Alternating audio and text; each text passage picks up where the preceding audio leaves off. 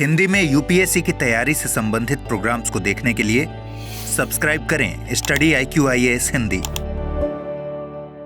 बदलते इस परिवेश में जिस तरीके से हमारा जीवन बदला है और इस जीवन में ढेर सारी नई नई उपलब्धियां हासिल हुई हैं, उसमें एक बहुत बड़ा जो आविष्कार है वो विज्ञान के और विज्ञान के द्वारा जो तकनीक को हमने डेवलप किया है उसका है।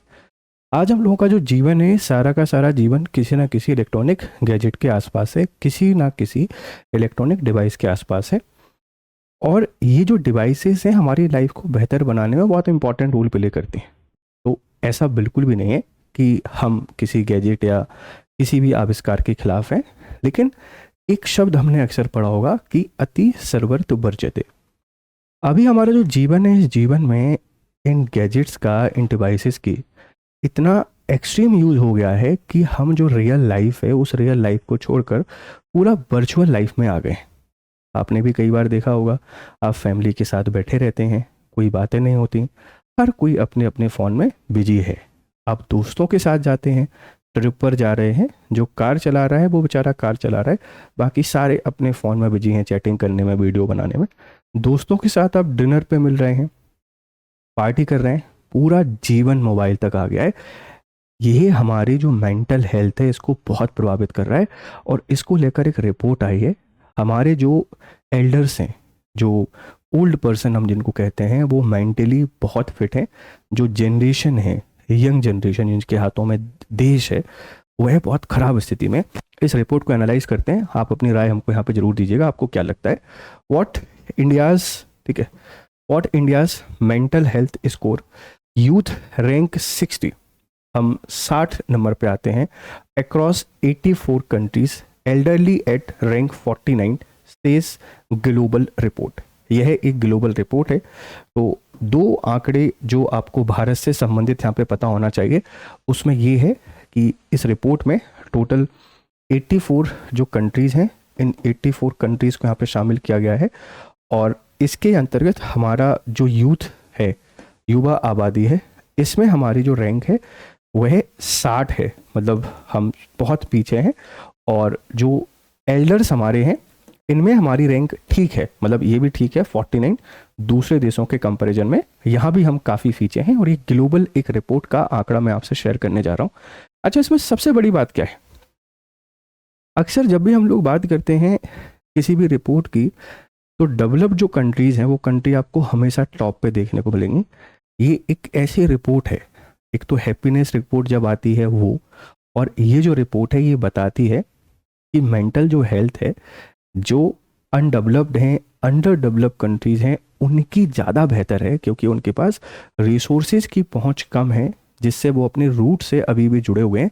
अब जब इस रिपोर्ट को पढ़ोगे तो आपको बहुत अच्छे से समझ में आएगा। तो भारत की ये दो रैंकिंग आपने बहुत अच्छे से याद रख लेनी है, क्योंकि पेपर के में यहीं से चीज़ें बनती हैं। अब जारी किसने किया है, आप लोग बता सकते हैं कि जो सैपियन लैब्स है, इस सैपियन लैब्स के द्वारा global mind health report 2025, global mental health report 2025 को जारी किया गया है। यह केवल भारत के लिए नहीं, it's not only for India, पूरी दुनिया के लिए एक वार्निंग इसमें बताई गई है। 84 देश, 84 जो कंट्रीज़ हैं, इनको इसमें शामिल किया गया। और 10 लाख के अराउंड लोगों का डेटा है, मतलब छोटा डेटा नहीं है, बहुत बड़ा डेटा है। इसके आधार पर ये सर्वे हमको बताया है। और ये सर्वे क्या बताता है उसको देखने से पहले आप थोड़ा इसको देख लीजिए। जैसे ये जो सैपियन लैब्स का पैमाना है, उसमें अगर 150 से लेकर 200 के आसपास आप स्कोर कर रहे हैं तो संपन्न हैं, आप थ्राइविंग हैं, मानसिक रूप से बहुत मजबूत और खुशहाल हैं। 100 से लेके 150 के आसपास कर रहे हैं तो आप सफल हैं, सक्सीडिंग हैं, सामान्य से बेहतर और संतुलित जीवन आपका है। 50 से लेके 100 अगर आपका है तो प्रबंधनीय, मैनेजिंग, ठीक ठाक स्थिति है पर सुधार की बहुत गुंजाइश है। आप अगर 100 के आसपास हैं तब भी यहाँ पे इम्प्रूवमेंट की नीड है। और 0 से लेके 50 है तो सहनशील है, एंड्यूरिंग है, संघर्ष कर रहे हैं, मानसिक शांति की कमी है। और अगर -50 से 0 है तो संघर्षपूर्ण, स्ट्रगलिंग, काफ़ी तनाव और मानसिक परेशानियां हैं। और अगर ये माइनस में चला जाता है तो फिर बहुत ही गंभीर स्थिति है। जो लोग एंजाइटी, डिप्रेशन इनके शिकार हैं, वो अक्सर आपको माइनस में देखने को मिलेंगे। तो एक ऐसी रिपोर्ट है जो आपको माइनस से लेके 150 और 200 के बीच में आपको यहाँ पे देखने को मिलेगा। मतलब मैक्सिमम जो है आपका 200 है और मिनिमम अगर आपसे यहाँ पे कोई बात करेगा तो ये आपको -50 के आसपास, -100 के आसपास देखने को मिलेगा। इस रेंज में ही आता है। आप कहाँ पे खड़े हुए हैं वो इस स्कोर के आधार पर आपको पता चल जाता है। अब ये रिपोर्ट क्या कहती है? इस रिपोर्ट में मानसिक स्वास्थ्य को माइंड हेल्थ क्वेसेंट में यहाँ पे मापा गया है, ध्यान रखिएगा, जिसमें भावनाओं, इमोशंस, जो सोशल बिहेवियर है और हमारा जो संज्ञानात्मक कॉग्निटिव क्षमता है, इसको दर्शाया गया है। वैश्विक औसत स्कोर जो है दुनिया भर का, ये 66 है, मतलब एवरेज 66 है। और 66 की मैं आपसे बात करूं तो इसके बीच में आते हैं, मतलब प्रबंधनीय है, मैनेजिंग है, ठीक ठाक स्थिति में, पर सुधार की आवश्यकता है। इधर नहीं है, पूरी दुनिया सफल के आसपास नहीं है, इस बात को ध्यान रखना, यहाँ पर है इस वाली रेंज में, ठीक है। वैश्विक औसत इतना है। पीढ़ीगत अंतर दुनिया भर में जो बुजुर्ग हैं 55+ साल के, इनका स्कोर 100 के आसपास है। और 100 के आसपास होने का मतलब क्या है कि ये यहाँ से जा रहे हैं 100 से 150 के बीच में और ये सफल हैं। जबकि युवाओं का जो औसत है 18 से 34 का, ये मात्र 38 है। ये एक वार्निंग है कि जो ओल्ड पर्सन्स हैं वो इतने आगे हैं और यूथ इतना पीछे है, इस बात को ध्यान रखना। कार्य क्षमता में गिरावट। आज के युवा अपने दादा दादी की तुलना में 4 गुना अधिक मानसिक चुनौतियों का सामना कर रहे हैं, जो उनकी दैनिक उत्पादकता को प्रभावित कर रहा है। मेंटल हेल्थ हर एक चीज को डिफाइन करती है, डिसाइड करती है, इस बात को ध्यान रखना। आप खुश हैं, सब बहुत बेहतर करेंगे, सारी चीज़ें बहुत अच्छी आएंगी। आप परेशान हैं, सब गलत गलत करेंगे, उसके सारे परिणाम गलत आएंगे। तो यूथ बहुत चैलेंज यहाँ पे फेस कर रहे हैं हमारे जो एल्डर्स हैं इनके कंपैरिजन में, ठीक है। अब देखो, विश्व की रैंकिंग की बात करते हैं, कौन से देश आगे हैं, कौन से देश पीछे हैं। हैरान करने वाली बात यह है कि अमीर और विकसित देशों के युवाओं का मानसिक स्वास्थ्य गरीब देशों की तुलना में काफ़ी खराब है। जिसके पास ज़्यादा रिसोर्सेस हैं तो ज़्यादा परेशान है, ज़्यादा सुविधाएं हैं तो ज़्यादा दिक्कतें हैं। देखो, अगर हम बात करें देश की, शीर्ष प्रदर्शन करने वाले राज्य, घाना पहले नंबर पर है, फर्स्ट नंबर पर, नाइजीरिया, केन्या, जिम्बाब्वे, तंजानिया। ये आप सबको पता है कि दुनिया के जो मोस्ट पुअरेस्ट जो कंट्री हो सकती हैं, अगर आप इनको यहाँ पे निकालें, उसमें आपको टॉप पे देखने को मिल जाएंगे। या ढेर सारी परेशानियां हैं, दिक्कतें हैं, लेकिन फिर भी यहाँ मानसिक स्थिति काफ़ी अच्छी है। वजह क्या है, कारण क्या है? कम स्मार्टफोन का उपयोग, मजबूत पारिवारिक ढांचा, और इसके कारण मानसिक स्थिति काफ़ी मजबूत है। जैसे आप गांव में जाके देखिए तो गांव के जो बच्चे हैं, पढ़े लिखे भले नहीं मिलेंगे, बहुत संपन्न नहीं मिलेंगे, पर उनको देख के कभी चेहरे पे परेशानी नहीं दिखेगी, फिक्र नहीं दिखेगी। मेहनत की है, हार्ड वर्क करते हैं, खेती में काम करते हैं, तो एक भारीपन दिखेगा, पर वो परेशान नहीं दिखेंगे, हवाबाजी नहीं दिखेगी। क्यों? क्योंकि पारिवारिक ताने बाने मजबूत हैं। जबकि सबसे खराब प्रदर्शन करने वाले देश Britain, Japan, Australia, New Zealand, America और चीन है। ये जो सारे के सारे विकसित देश हैं, सारे यहाँ पर खराब हैं, क्योंकि डिजिटल ओवरडोज है, फैमिली की नहीं है, हस्बैंड वाइफ से बात नहीं कर रहे हैं, बच्चे कहाँ हैं कुछ पता नहीं है, और जंक फूड का अधिक सेवन करता है जो आपकी मेंटल हेल्थ को बहुत परेशान करता है। तो टॉप पे कौन है, पीछे कौन है? ये शायद एक ऐसी रिपोर्ट है जो गरीबों को बहुत बेहतर बता रही है और उसके पीछे की वजह आपके सामने क्लियर है, ठीक है। अब मानसिक स्वास्थ्य में गिरावट के 4 प्रमुख कारण हैं। पहला है बचपन में स्मार्टफोन का उपयोग करना। स्मार्टफोन इन चाइल्डहुड, हमको ऐसा लगता है कि बहुत अच्छी बात है, बट ये बहुत खराब है। बच्चों में अकेलापन यहाँ पे लेके आ जाता है, ठीक है। यह बच्चों के मस्तिष्क विकास को एल्गोरिदमिक के हाथों में दे देता है, जिससे सामाजिक कौशल, सोशल स्किल विकसित नहीं हो पाते, और सोशल कौशल नहीं है तो फिर आप डिप्रेशन, परेशानी में जाएंगे, मेंटल हेल्थ आपकी खराब होगी। Ultra process food, UPF, junk food, packet बंद और प्रोसेस फूड खाने का सीधा संबंध डिप्रेशन और एकाग्रता की कमी से पाया गया है। अमीर देशों और भारत जैसे विकासशील देशों के युवा में इसका सेवन बहुत अधिक है। आज की जो जनरेशन है, जिसको आप लोग जेनजी कहते हैं, पिज्ज़ा, पास्ता, बर्गर, इसके अलावा कुछ अच्छा लगता ही नहीं है। रोटी, चपाती, राइस, दाल, ये तो फालतू की चीज़ें हैं, कौन इनको खाता है? तो इनसे भी इनके जो मेंटल हेल्थ है काफ़ी ख़राब हो रही है, ध्यान रखना। पारिवारिक संबंधों में कमजोरी है ना, वीकिंग फैमिली बॉन्ड्स, सोशल मीडिया के कारण लोग एक घर में रहकर भी एक दूसरे से कटे हुए हैं।